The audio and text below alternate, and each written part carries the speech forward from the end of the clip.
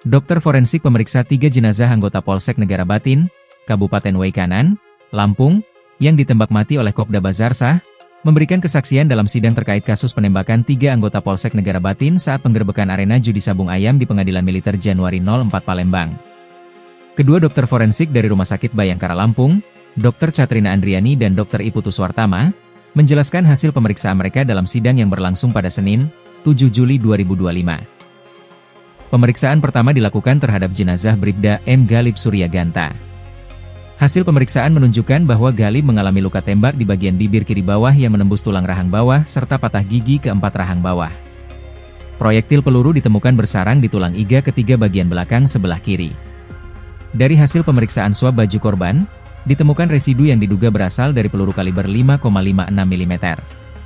Tembakan itu menyebabkan pendarahan di tulang leher daerah tiroid dan mengakibatkan fungsi paruh menjadi tidak berfungsi, kata Dr. Catrina.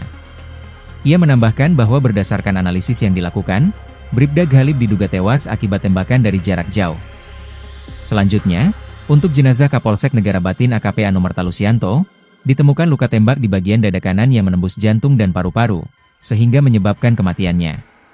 Sedangkan untuk jenazah Brigadir Petrus Aprianto, luka tembak yang dialaminya berada di kelopak mata sebelah kiri, yang memecahkan bola matanya hingga menembus otak.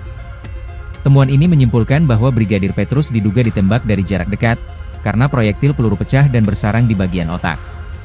Pemeriksaan ini menjadi bagian penting dalam proses hukum yang sedang berlangsung terkait kasus penembakan tersebut.